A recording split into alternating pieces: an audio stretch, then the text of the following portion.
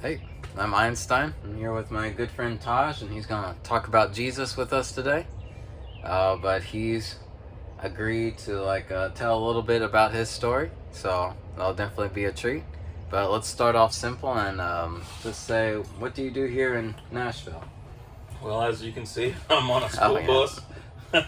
I drive a school bus for Gray Line of Tennessee, and I also do drive a charter bus for them as well when I'm not driving the school bus. So Yeah, and as I learned today, he's also a musician by night too. yeah. What? How long you been a Christian though? All my life, Okay. I was probably 5 or 6 when I accepted Jesus. Mm. So So did you just have like a household that was yeah, a so good it was Christian atmosphere? my mom. I was raised by my mom, single mom, and when she got pregnant, she basically, said, we'll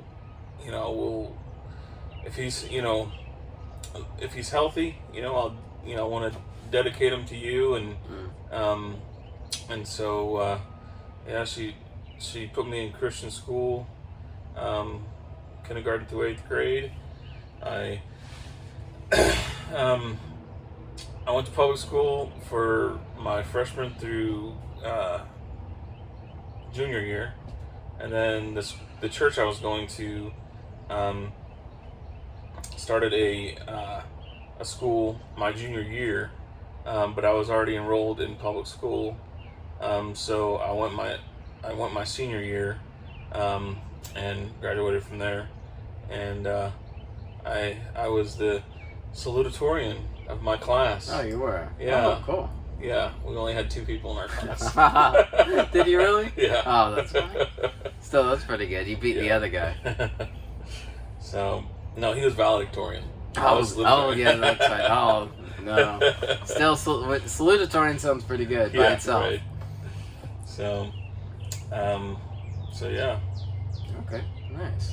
What brought you to the Christian Motorcyclists Association? How'd you find out about that? So, growing up, I had a friend down the street from me, Mm-hmm. and we used to bowl together in a league, Oh. and his dad was in the CMA, and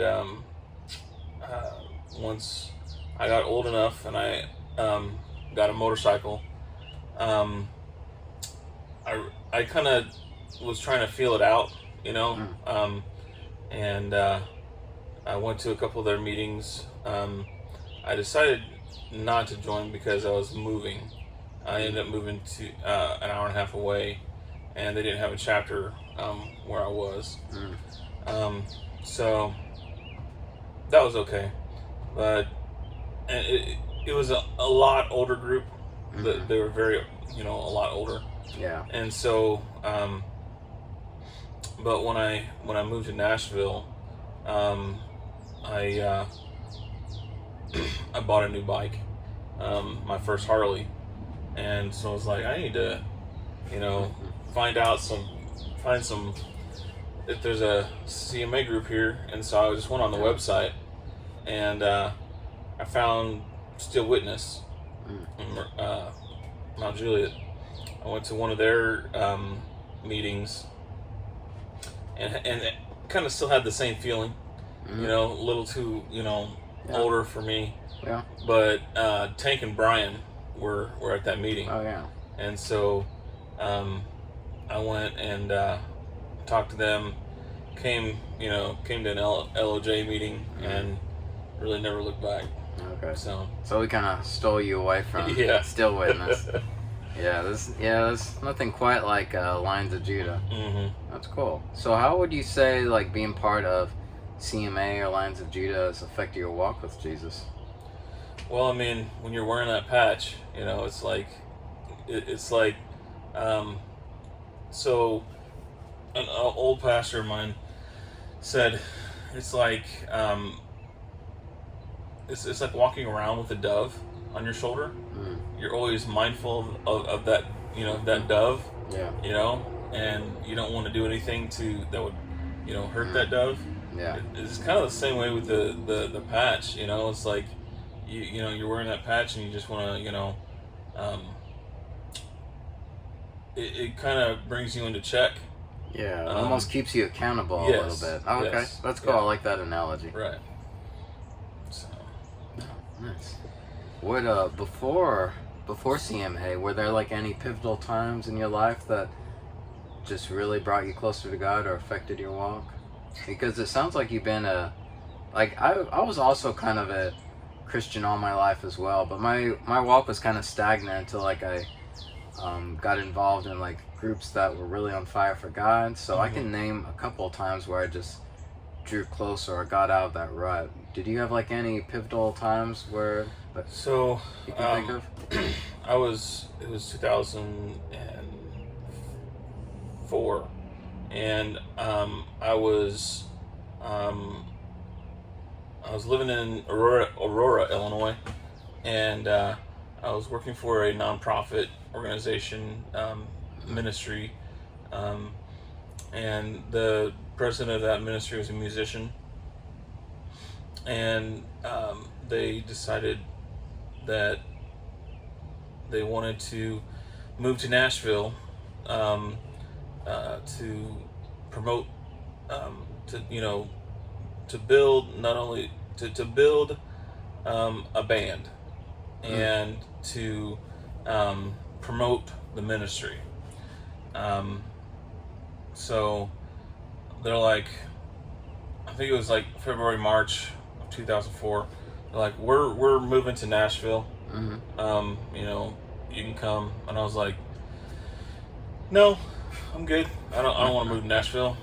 I'm good. I'll just stay here. Nothing good in Nashville, right? Yeah. And as the weeks went on, I'm just like, man, I'm really stagnant. In my just where I'm at here. The area was very spiritually dry. I was just like, I need something new. And so I talked to him and I said, hey, can I come and work for you guys? And they're like, yeah. So I came and we went looking for a trailer. I came down here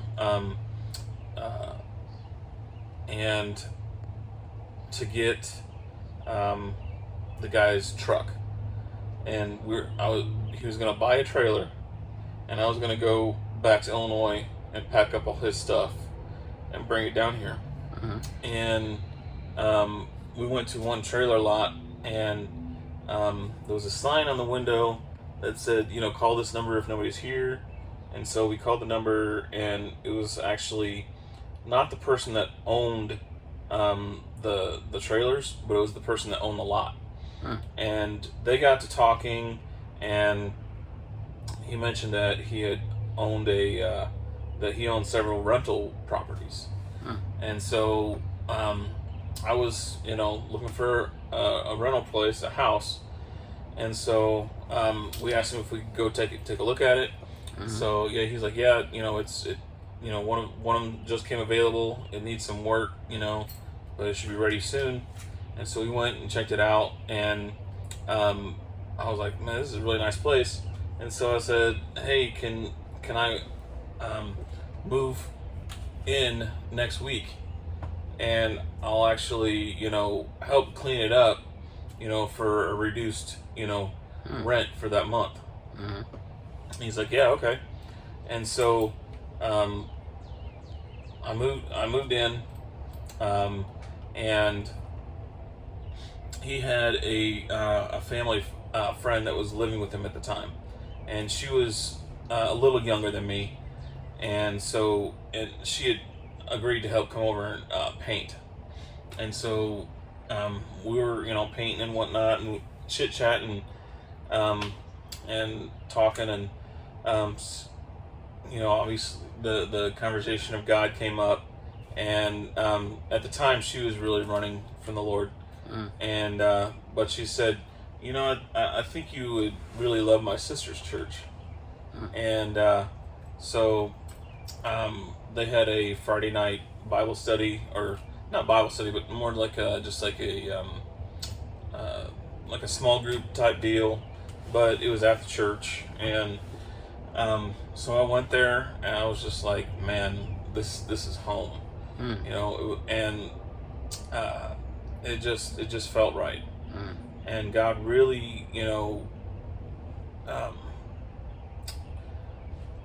I grew a lot in the Lord Mm. at that church. I'm still going to that church now. Oh, that's cool. So yeah, That's cool that I like that analogy though, where you're saying it's just spiritually dry. I feel Mhm. like that definitely lifts up how you were thirsty for something spiritual or thirsty for Right. something that was God related. So it's cool that God used that want of yours, that desire, and pushed you into just the right community. right, right. Okay, good deal. And really exposed me to uh, like healing, and things of the prophetic and Mm. signs and wonders and whatnot. So Yeah. yeah. What do you see like a difference in yourself since you've gone to that church, or what's like a big difference you see in yourself now compared to before you moved to that church or moved to Nashville?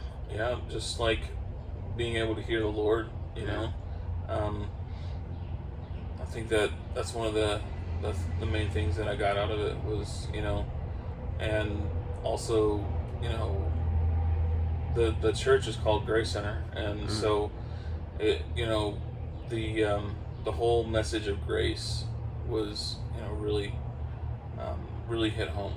Mm. You know that, you know I'm not, um, I'm not what I do. You know what I'm saying? My identity Yeah, is in Christ. yeah, So I like yeah. that. Nice. All right, last question then. What's been your favorite motorcycle? Well, I mean, let's see, I've had like 4 or 5, Mm.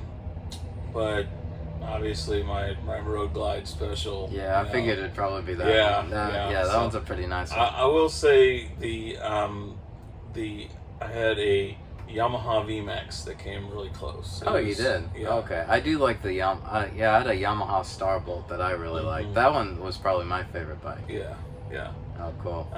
But it sounded really, had a lot of muscle, had a lot of front end torque, and it was nice, but it was not comfortable to ride long Oh, distance. really? No, that's fair. Yeah. All right. Well, you have any last nuggets of wisdom before we wrap up? I feel like we got a Just- good idea of who you are and just like where you placed your trust for sure. Yes, sir. All right. Well, thanks everybody. I hope you enjoyed today's story, but y'all stay blessed.